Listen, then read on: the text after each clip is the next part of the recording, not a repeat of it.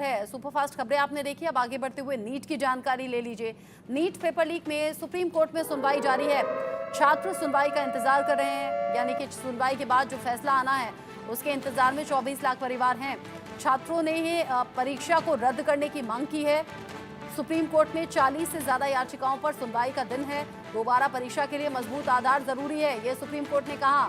साथ ही साथ ज्यादा जो छात्र हैं वो दोबारा परीक्षा नहीं चाहते हैं, ये सॉलिसिटर जनरल की तरफ से कहा गया है। वो कह रहे हैं कि बहुत ज़्यादा ऐसा आधार है नहीं कि ज़्यादा छात्र दोबारा परीक्षा देना चाहते हों।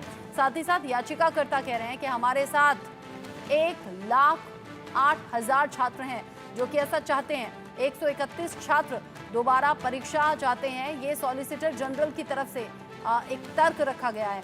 साथ ही साथ याचिका देने वाले 234 छात्र दोबारा परीक्षा नहीं चाहते, यानी कि यहाँ पर पक्ष अपना अपना रखा जा रहा है। एक तरफ याचिकाकर्ता हैं जो इस पूरे केस पर निगाह बनाए हुए हैं, फैसले का इंतजार कर रहे हैं। सरकार और एनटीए के जरिए बार बार यही कहा जा रहा है कि माना कि धांधली हुई है, लेकिन इतने बड़े स्तर पर नहीं हुई है कि दोबारा से ये एग्ज़ाम कराया जाए। हालांकि कोर्ट ने यह भी कहा था कि ये मालूम हो कि कितने स्टूडेंट्स इस धांधली में शामिल हैं, और अगर ये संख्या ज़्यादा निकलती है तो फिर ये हम मजबूर हो जाएंगे कि दोबारा परीक्षा कराई जाए। अब इस पूरे मामले को लेकर राजनीति भी चूंकि ऑलरेडी हो रही है, और आज सुप्रीम कोर्ट पर निगाहें इस बात को लेकर हैं कि सुप्रीम कोर्ट आगे क्या रुख इस पूरे मामले को लेकर रखेगा।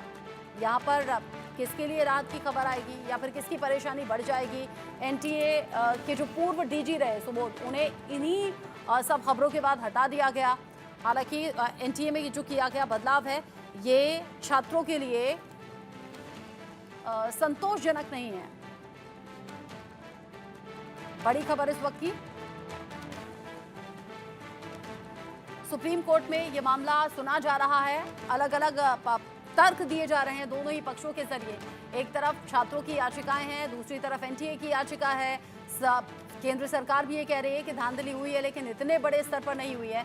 सुप्रीम कोर्ट हर एक खबर को बहुत ध्यान से देख रहा है, सुन रहा है, और ये भी कहा जा रहा है कि मजबूत आधार होना चाहिए, या फिर अगर बहुत ज़्यादा बड़ी संख्या में छात्र इन्वॉल्व हैं इस धांधली में तो फिर हो सकता है सुप्रीम कोर्ट आगे इस पर सोचे भी। सुप्रीम कोर्ट ने पिछली सुनवाई में ऐसा कहा भी था।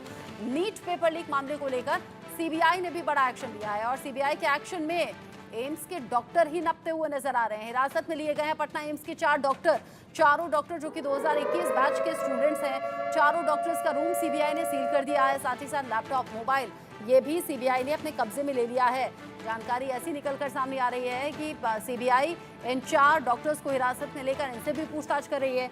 कुछ इन्वॉल्वमेंट के साथ जो बात है इन्वॉल्वमेंट की, वो इन स्टूडेंट्स से बने डॉक्टर्स की भी सामने आ रही है, क्योंकि अभी तो पटना एम्स में डॉक्टर के तौर पर ये चारों ड्यूटी करते हुए हैं, लेकिन 2021 बैच के स्टूडेंट्स हैं। ऐसे में अब जो सीबीआई की जांच के तार हैं वो 2021 बैच के इन स्टूडेंट्स तक, यानी कि मौजूदा डॉक्टर्स तक भी पहुंच रहे हैं। पटना एम्स के इन 4 डॉक्टर्स को हिरासत में लेकर इनके लैपटॉप और मोबाइल जब्त कर लिए हैं सीबीआई ने, और वहां से सबूतों को खंगालने और निकालने की कोशिश अब सीबीआई की टीम कर रही है।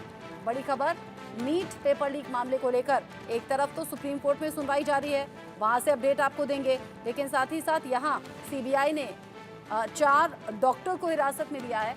कल ही पंकज और राजू नाम के 2 आरोपियों को गिरफ्तार भी किया गया था। अब तक 7 राज्यों से कनेक्शन जुड़ते हुए नजर आ रहे हैं। 40 से ज्यादा गिरफ्तारियां हो चुकी हैं। एक के बाद एक हो रही गिरफ्तारी में माना यह जा रहा है कि संजीव मुखिया तक बहुत जल्दी सीबीआई की टीम पहुंच जाएगी। चारों ये जो डॉक्टर्स अभी पकड़े गए हैं, इनका इन्वॉल्वमेंट भी पेपर लीक मामले में सामने आ रहा है। 2021 बैच के स्टूडेंट्स हैं, और अब जिस तरीके से जांच आगे बढ़ी है, सीबीआई का शिकंजा कसता हुआ नजर आ रहा है। 4 डॉक्टर से पूछताछ भी लंबी होगी। सबसे बड़ी बात यह है, लैपटॉप और मोबाइल से कई अहम सुराग मिल सकते हैं। हमने देखा पेपर लीक कांड में भी, जब टेलीग्राम के जरिए पेपर को सर्कुलेट किया गया और उसे डिलीट कर दिया गया, तो फॉरेंसिक टीम को भी कुछ ऐसे मोबाइल जो कि संदिग्ध लग रहे थे भेजे थे ताकि जांच हो सके। यानी कि जो डिलीटेड डेटा है वो भी वापस से रिकवर करने की बात फॉरेंसिक टीम के जरिए सीबीआई ने की है।